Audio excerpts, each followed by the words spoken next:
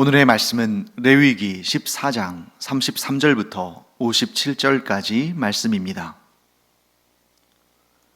여호와께서 모세와 아론에게 말씀하여 이르시되 내가 네게 기업으로 주는 가나안 땅에 너희가 이를 때에 너희 기업의 땅에서 어떤 집에 나병 색점을 발생하게 하거든 그 집 주인은 제사장에게 가서 말하여 알리기를 무슨 색점이 집에 생겼다 할 것이요 제사장은 그 색점을 살펴보러 가기 전에 그 집안에 있는 모든 것이 부정을 면하게 하기 위하여 그 집을 비우도록 명령한 후에 들어가서 그 집을 볼지니 그 색점을 볼 때에 그 집 벽에 푸르거나 붉은 무늬의 색점이 있어 벽보다 우묵하면 제사장은 그 집 문으로 나와 그 집을 이레 동안 폐쇄하였다가 이레 만에 또 가서 살펴볼 것이요 그 색점이 벽에 퍼졌으면 그는 명령하여 색점 있는 돌을 빼내어 성 밖 부정한 곳에 버리게 하고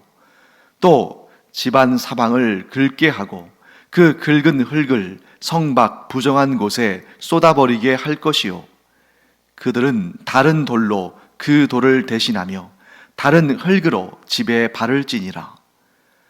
돌을 빼내며 집을 긁고 고쳐 바른 후에 색점이 집에 재발하면 제사장은 또 가서 살펴볼 것이요 그 색점이 만일 집에 퍼졌으면 악성 나병인즉 이는 부정하니 그는 그 집을 헐고 돌과 그 제목과 그 집의 모든 흙을 성 밖 부정한 곳으로 내어갈 것이며 그 집을 폐쇄한 날 동안에 들어가는 자는 저녁까지 부정할 것이요 그 집에서 자는 자는 그의 옷을 빨 것이요 그 집에서 먹는 자도 그의 옷을 빨 것이니라. 그 집을 고쳐 바른 후에 제사장이 들어가 살펴보아서 색점이 집에 퍼지지 아니하였으면 이는 색점이 나은 것이니 제사장은 그 집을 정하다 하고 그는 그 집을 정결하게 하기 위하여 새 2마리와 백향목과 홍색실과 우슬초를 가져다가 그 새 하나를 흐르는 물 위 질그릇 안에서 잡고 백향목과 우슬초와 홍색실과 살아있는 새를 가져다가 잡은 새의 피와 흐르는 물에 찍어 그 집에 7번 뿌릴 것이요 그는 새의 피와 흐르는 물과 살아있는 새와 백향목과 우슬초와 홍색실로 집을 정결하게 하고 그 살아있는 새는 성 밖 들에 놓아주고 그 집을 위하여 속죄할 것이라. 그러면 정결하리라. 이는 각종 나병 환부에 대한 규례니 곧 옴과 의복과 가옥의 나병과 돋는 것과 뾰루지와 색점이 어느 때는 부정하고 어느 때는 정함을 가르치는 것이니 나병의 규례가 이러하니라. 네, 오늘 매우 긴 본문을 읽었죠. 네, 오늘로써 나병, 곧 우리가 생각하는 그 한센병이 아니라 사람의 몸에든 또는 사물에든 나타나는 좀 전염성이 있는 그런 질환이나 곰팡이 같은 그런 것에 대한 판정과 또 정결케 하는 규례의 내용이 마무리가 됩니다. 그래서 오늘은 그 마지막 시간으로 집에 발생하는 나병, 곧 집에 발생하는 좀 확산성이 있는, 전염성이 있는 곰팡이에 관한 규례라고 우리가 볼 수 있습니다. 자, 여기에서 이 집에 발생하는 이러한 전염성이 있는 나병, 곧 이 곰팡이에 대한 규례를 우리가 좀 구체적으로 살펴보기 전에 좀 흥미로운 내용 하나를 우리가 살펴보겠습니다. 34절 말씀을 제가 한번 읽겠습니다. 내가 네게 기업으로 주는 가나안 땅에 너희가 이를 때에 너희 기업의 땅에서 어떤 집에 나병 색점을 발견하게 하거든 이렇게 되는데요. 자, 이 규례가 지금 주어지지만 지금 이 레위기는 출애굽하고 시내산에서 하나님과 언약 관계를 체결할 때 하나님께서 이스라엘 백성들과 즉 언약을 맺으실 때 주신 그 규례, 율법입니다. 그런데 지금의 이 시점은 이제 출애굽한 지 얼마 안 된 한 1년쯤 된 이런 시간이에요. 그리고 나서 한 39년쯤 이 광야에서 이곳저곳 다니다가 가나안 땅에 들어가는데, 지금 이 말씀이 주어진 것은 출애굽 여정의 초반부고, 이 말씀이 적용되는 시점은 출애굽 여정을 다 마치고 하나님께서 약속하신 땅 가나안 땅에 들어가서 거기에 집을 짓고 살 때에 적용되어지는 그런 말씀입니다. 그러니까 대략 이 규례가 주어진 때와 이 규례가 적용된 때가 40년이라는 그러한 시간이 격차가 있는 거죠. 그런데 여기에서 흥미로운 사실은 뭐냐면, 아마도 지금 이스라엘 백성들, 출애굽하고 약속의 땅 가나안 땅으로 향하는 이 이스라엘 백성들은 좀 조마조마하고 두렵고 염려가 되고 걱정이 될 겁니다. 애굽이라는 그 어찌 보면 종살이를 하긴 했지만 안정적이고 뭔가 잘 짜여 있고 도시도 있고 문명도 있는 그런 곳에 있다가 아무것도 없는, 도시도 없고 뭐 문명 같은 것을 찾아볼 수도 없고 심지어 계속 유랑생활, 이 행진을 해야 되기 때문에 집을 지을 수도 없고 농사를 지을 수도 없는 그들이 얼마나 하루하루가 불안하겠어요. 오직 하나님을 믿는 믿음만이 그들을 지탱해 주는데, 그들의 믿음이 또 때로 흔들리고 원망하고 불평하면서 그들이 하루하루가 사실 장담하기 어려운 그런 날들이기 때문에 그들에게 불안과 염려가 있을 것입니다. 그런데 지금 하나님께서 하신 말씀을 한번 들어보세요. 내가 너희에게 주는 가나안 땅에 들어가서 집을 짓고 사는데 그 집에 나병색점이 발견되거든, 이렇게 말씀하시는 거거든요. 그러면 그 말씀 속에는 어떤 의미가 담겨 있습니까? 걱정하지 말아라. 너희 반드시 내가 너희를 이끌어 약속의 땅 가나안 땅에 들어가게 하리라. 하나님 너무나 담담하게 그리고 당당하게 말씀하시는 거예요. 야, 너희들 지금 의심하고 걱정하고 불안해하지 말아라. 내가 너희를 반드시 그 약속의 땅 가나안 땅으로 들어가게 하고 거기서 집 짓고 살게 할 것이다. 너희는 반드시 내가 준 땅에서 집을 짓고 농사를 짓고 목축을 하며 내가 너희에게 주는 그 땅에서 풍성히 먹고 마시고 누리며 살 것이다, 이렇게 말씀하시는 거예요. 그런데 결론적으로 안타깝게도 모세를 통해서 하나님의 이 말씀을, 이 규례를 듣고 있던 사람들 중에 대부분은 약속의 땅 가나안 땅에서 집을 짓고 살지 못합니다. 가나안 땅에 들어가지 못하는 거예요. 왜?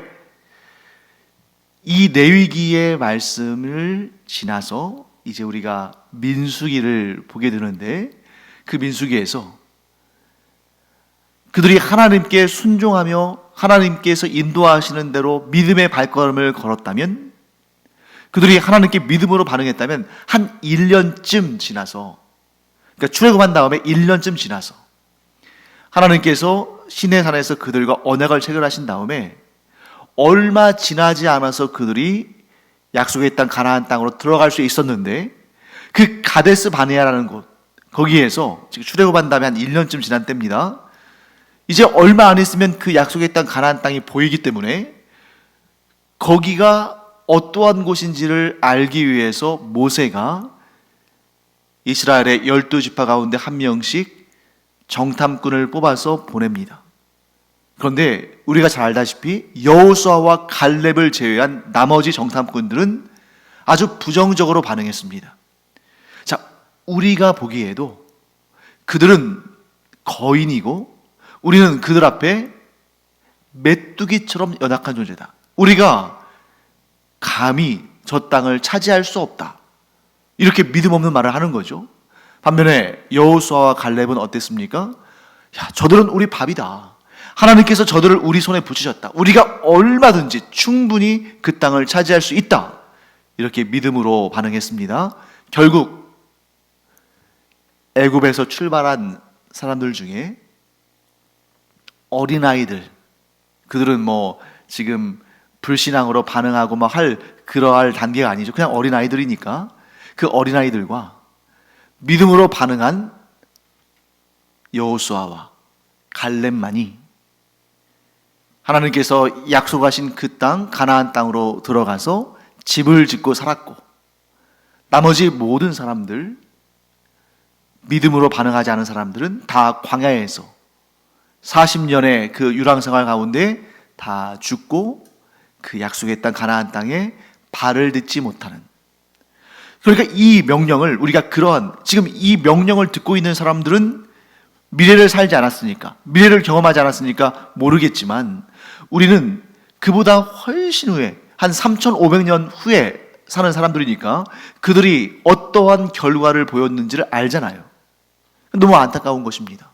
하나님께서 이렇게 확신 있게 약속하시며 말씀하셨는데 그 약속을 믿으면 되는데 믿지 않아서 결국에는 이런 규례들을 경험하지도 못하고 그 광야에서 다 목숨을 잃었다.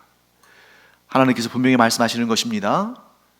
말씀하시는 하나님, 약속하시는 하나님, 인도하시는 하나님, 약속을 반드시 지키시는 하나님을 믿고 의지하고 신뢰하고 순종함으로 따르는 자만이 하나님의 그 약속의 열매를 먹을 수 있다.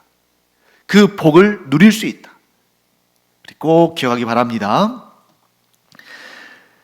자, 그 다음에 이제 어떤 내용들이 등장하냐면, 집이 부정하게 되었을 때, 무엇 때문에 부정하게 된 거예요? 네, 전염성이 있는 집의 나병, 사물의 나병, 그것은 뭐냐면 악성 곰팡이를 의미하는 것입니다.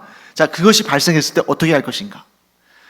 네, 요즘에 우리가 신문을 읽다 보면 이런 뉴스를 접하게 됩니다. 요즘이 오미크론 변이 때문에 우리나라가 전 세계적으로 확진자들이 가장 많이 나오는 그런 상황 가운데 있잖아요. 그런데 그게 수십만 명의 확진자가 나오는데 실제로는 그것보다 훨씬 더 많은 수의 확진자들이 있을 거다.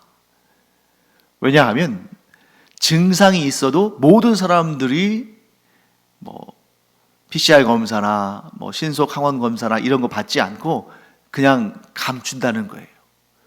왜 그럴까요? 확진이 되면 불편한 일들이 많으니까. 사업을 잠깐 소외할 수도 있고, 직장에서 또 이렇게 좀 자기들이 이제 격리되면 그 업무의 부담이 많아지니까 좀 싫어하는 사람들도 있고, 그러니까 또 어떤 경우는 그렇게 증상이 심하지도 않은데 굳이 내가 받을 필요 있을까 해서 이제 넘어가기도 하고 그러는데, 그런 이제 어떻게 보면은 확진이 되었지만 그것을 솔직하게 드러내지 않는 그런 사람들이 있으니까 당연히 공개적으로 나오는 확진자 수보다 훨씬 더 많은 확진자들이 있을 것이다, 이렇게 보는 건데요. 이 규례도 마찬가지입니다. 집에 나병색점이 있을 때 본인이 제사장에게 알리고 와서 진단해 달라고 말해야 되는 것입니다.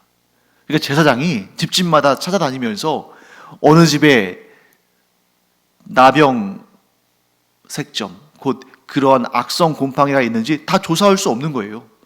본인이 제사장에게 말하지 않는 이상은 알 수가 없는 것입니다. 그런데 그렇게 해서 만약에 집에 나병색점이 있음에도 불구하고 그것을 알리지 않으면 어떻게 되겠어요?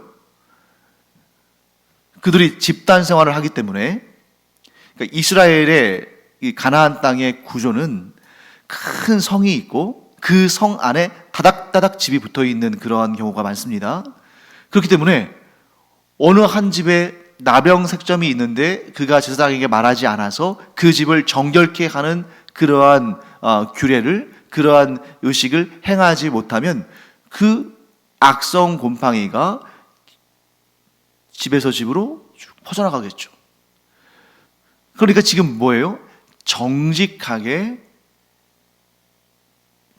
제사장에게 말을 해야만 공동체의 위험을 최소화할 수 있다 하고 말하는 것입니다.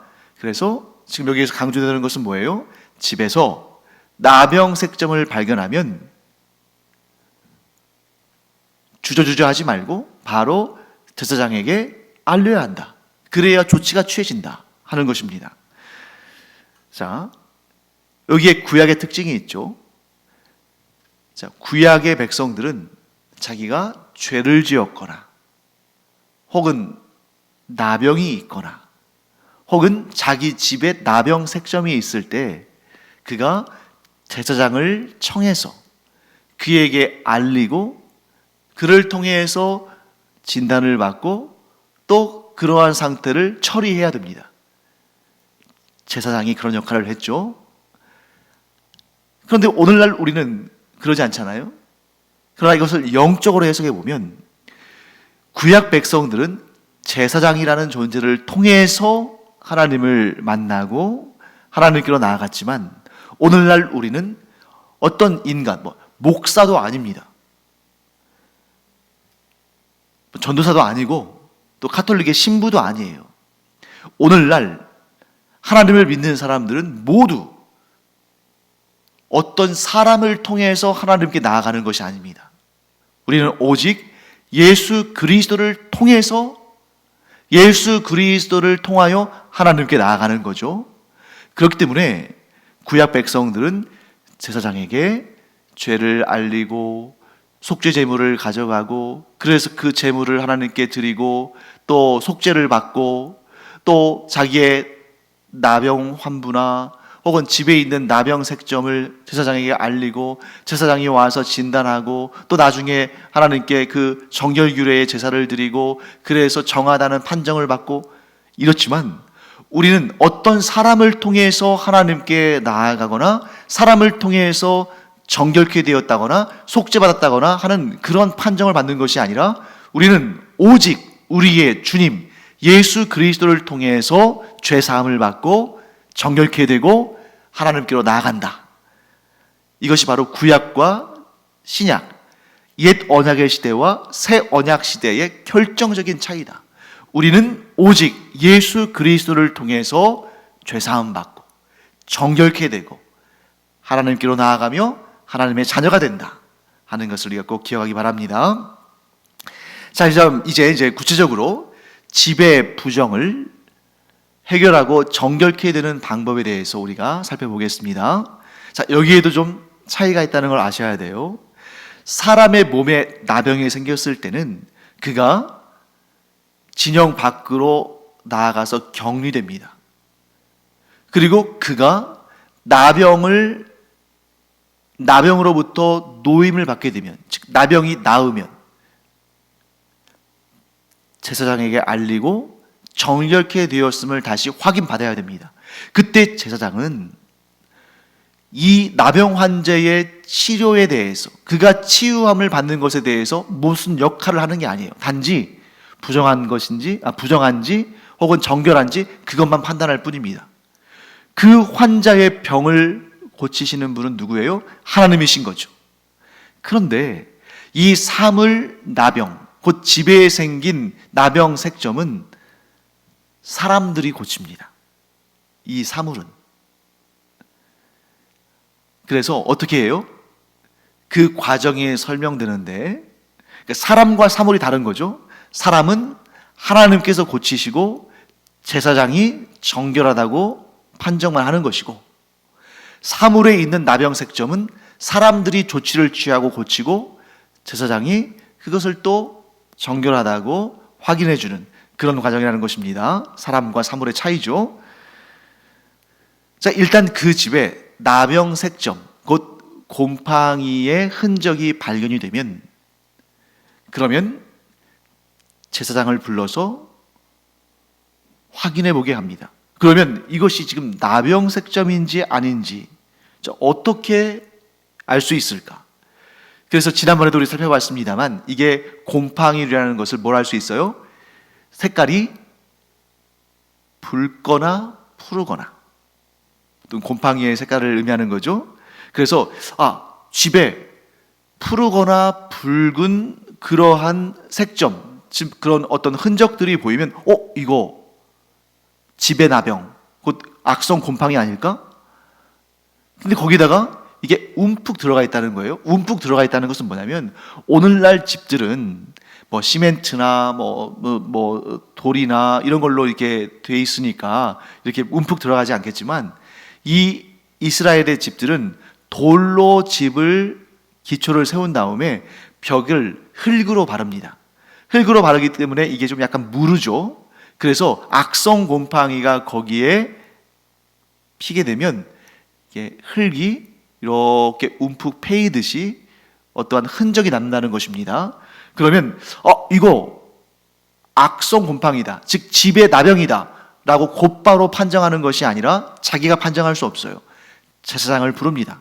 그러면 제사장도 그걸 본 다음에 곧바로 여기 붉고 혹은 푸른 곰팡이가 피었으니 이거 집의 나병입니다 하고 말하지 않고 신중하게, 이런 부정함에 대한 판정은 매우 신중해야 된다. 그래서 어떻게 하냐면 곧바로 부정하다고 판정하지 않고 집을 일주일 동안 폐쇄합니다. 그러니까 아무도 못 들어가게 하는 거예요. 집을 폐쇄합니다. 자, 그리고 나서 일주일 후에 가서 다시 살펴봅니다. 그런데 일주일 동안에 그 푸르거나 혹은 붉은 곰팡이의 그 부분이 퍼져 있으면 집의 나병일 가능성이 매우 크죠. 그런데 이때에도 곧바로 집의 나병이라고 판정하진 않습니다. 굉장히 신중하니까요. 그래서 이걸 다시 한번 확인하는 조치를 합니다. 어떻게 확인하냐면 그런 나병의 색점이 있는 돌을 빼내요. 그러니까 이 집을 다 허무는 것이 아닙니다. 우리가 이게 뭐 벽돌 빼는 것처럼 그 나병의 색점이 있는 부분에 그 돌만 빼내는 거죠. 그리고 그 돌은 성 밖에 부정한 것들을 가져다가 버리는 그러한 부정한 곳에 갖다 버립니다. 그리고 그 다음에 할 조처는 그 돌 안면을 다 흙으로 이렇게 발랐잖아요. 그러니까 우리나라 황토집처럼 그 흙을 다 긁어냅니다. 나병 색점이 있지 않은 부분까지도 다 긁어내요. 그리고 새 돌로 끼우고 그 안에 흙을 다시 바릅니다. 그러니까 마치 도배를 새로 하듯이 혹은 페인트 칠을 새로 하듯이. 자, 그렇게 한 다음에 다시 한번 확인합니다. 그런데 색점이 다시 재발된 경우가 있겠죠. 그러니까 아무 표시 없이 그냥 멀쩡한 경우도 있는데 그럴 거면 상관없죠. 그런데 그 나병 색점이, 그 악성 곰팡이가 다시 발생할 수가 있어요. 그때 가서야 이 집에는 악성 곰팡이, 곧 나병이 존재하는 것이고 그러므로 이 집은 부정하다, 이렇게 판정하는 것입니다. 자, 부정한 것으로 판정된 집은 헐어버립니다. 그리고 그 집을 지을 때 사용된 재료들, 돌과 제목, 나무, 그리고 모든 흙을 성 밖에 그 부정한 곳에 가져다가 버립니다. 자, 그런데 여기서 끝났으면 좋겠는데, 자, 이러한 하나님의 엄중한 명령에도 이상한 짓을 하는 사람들이 있어요. 엉뚱한 사람들이 있죠. 일주일 동안 그 집을 폐쇄하도록 명령했는데 그 폐쇄한 기간 동안에 그 집을 들어가는 사람이 있다는 겁니다. 그러면 어떻게 되느냐? 그 사람은 저녁 때까지 부정하다. 여러분, 우리가 그때 아기를 낳았을 때, 즉 임산부가 아기를 낳았을 때 부정하다라고 말했잖아요. 그때의 부정은 이 여인이 뭐 죄를 저질렀거나 혹은 아기를 낳는 일이 부정한 일이거나 그래서가 아니라 아기를 낳으면서 산열, 곧 피를 많이 흘렸기 때문에 거룩한, 피는 거룩하고 생명의 원천이라고 여겼으니까 이 거룩하고 소중한 것을 많이 흘렸을 때, 즉 많이 잃었을 때는 그것이 채워지기까지 지켜줘야 한다. 그래서 그때의 부정이라는 단어를 쓰는데 이때의 부정은 죄나 허물을 의미하는 것이 아니라 소중한 것이 채워지기까지 그 여인을 어떻게 하는 거예요? 가까이 하지 말아라.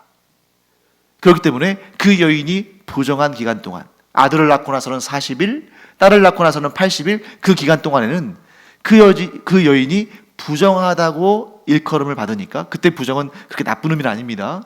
그러니까 남편이 그 아내를 성적으로 가까이 하지 못하도록 보호하는 거죠. 그 기간 동안에 산후조리를 하는 겁니다. 마찬가지로 이 집이 부정하다라고 할 때는 거기에 어떤 의미가 있어요? 이 집으로는 들어가지 말라, 이런 의미가 있는 건데 그 집에 들어간 사람이 있습니다. 그러면 어떻게 해요? 저녁이 될 때까지 부정하다, 이렇게 말하는 거죠. 그러면 왜 저녁이 될 때까지, 저녁 때까지 부정하다 이렇게 말하느냐면, 이게 이스라엘의 시간 개념 때문에 그렇습니다. 자, 여러분이 잘 아시다시피 우리는 관습적으로 하루가 아침에 시작하고 새벽 혹은 아침에 시작하고 밤이 되면 끝난다고 보는데, 이 이스라엘 사람들은 저녁에, 즉 해가 지고 저녁에 하루가 시작이 돼요. 그러니까 저녁 때까지 부정하다는 것은 뭐냐면 그 하루 동안은 부정하다. 그리고 저녁이 돼서 새 날이 시작되면 그 부정으로부터 풀린다. 부정이 사라진다. 이렇게 보는 거죠. 즉 하루 동안은 그 악성 곰팡이, 곧 집에 부정이 있는, 집에 나병이 있는 그곳에 들어갔다 나갔다는 것은 그러한 어떤 악성 곰팡이나 이런 집에 나병균 이런 것에 의해서 오염될 수 있으니까 하루 동안은 부정하다. 그러므로 그 사람에게 하루 동안 접촉하지 말아라, 이렇게 되는 거죠. 그런데 또 어떤 경우는 그 부정하다고 여겨져서 조심스러워서 일주일 동안 폐쇄를 했는데 그 기간 동안 들어가서 또 잠도 자고 또 음식도 먹고 하는 사람들이 있다는 거죠. 즉 그 집을 폐쇄했는데 그 폐쇄한 명령을 순종하지 않은 거죠. 그들 역시 그 하루 동안은 부정하고 그 다음에 그 옷까지 빨아야 됩니다. 왜냐하면 잠깐 들어갔다 나온 거하고 거기에서 잠자고 먹고 마시고 한 것과는 차이가 있죠. 더 오랜 시간 부정에 노출되었기 때문에 옷까지 빨아야 한다 하는 이런 규정이 있는 것입니다. 네, 그런 면에서 보면 굉장히 합당하고 과학적인 그런 방법으로 하나님께서 그 부정을 관리하신 것을 볼 수 있습니다. 자, 이제 결론을 맺겠습니다. 나병의 규례, 나병으로 인한 부정함을 처리하는 규례들을 우리가 결론 지으면서 뭘 알 수 있냐면 이런 결론을 내릴 수가 있습니다. 부정한 것을 제거하는 것이 정결이다. 부정한 것을 제거해야 정결을 회복할 수 있다. 너무나 당연한 말이지만 이것이 우리에게 얼마나 어려운 일인가. 우리 안에 죄가 있을 때 그 죄 문제를 제거하는 것, 그 죄를 제거하는 것, 그 죄 문제를 해결하는 것이 곧 정결함이다. 우리에게 악한 마음이 있을 때 그 악한 마음을 제거하는 것이 정결함이다. 우리에게 하나님 아닌 다른 것들을 더 의지하고 섬기고 좋아하는 마음이 있을 때에 그것이 곧 우상 숭배가 되는 거죠. 그런 우상을 제거하고 하나님보다 더 사랑하는 것을 없이 하는 것이 곧 정결이고 거룩함이다. 사랑하는 성도 여러분, 우리가 이렇게 살기를 바랍니다. 거룩하고 경건하고 복되고 은혜로운 것들로 우리 안을 채우고 우리 안에 있는 악하고 죄악되고 더럽고 추한 것은 계속 제거해 나가는, 그것을 제거하고 그 안에 정결한 것들을 채우는 그런 삶을 살기를 간절히 축원합니다. 그럴 때 하나님께서 우리를 기뻐하시고 하나님의 그 위대한 역사에 우리를 즐겁게 사용하실 줄을 믿습니다. 기도하겠습니다. 하나님 감사합니다. 부정한 것을 제거하는 것이 곧 정결이며 그러므로 저희가 힘써서 죄와 허물과 더럽고 추한 생각과 그런 말과 행동들을 계속해서 비워나가고 제거하며 우리의 안을 그리스도의 복음으로 하나님의 은혜와 사랑으로 또한 하나님께서 기뻐하시는 일들로 그런 생각과 말과 행동으로 채워나가므로 하나님을 기쁘시게 하고 하나님께서 저희를 존귀하게 사용하시는 그 역사를 날마다 경험하는 그런 복된 저희들 되기를 간절히 원합니다. 하나님, 저희와 함께 하여 주셔서 그런 경건한 주의 종들 되게 하여 주시옵소서. 감사드리며 예수님의 이름으로 축복하며 기도합니다. 아멘. 기도하는 시간입니다. 이 시간, 기도의 시간이 우리 안에 있는 더럽고 추악한, 죄악되고 부정한 것들을 비워내고 하나님의 사랑과 은혜와 은총으로, 그리스도의 복음으로, 성령의 충만함으로 가득가득 채워지는 그런 시간 되기를 바랍니다. 기도하겠습니다.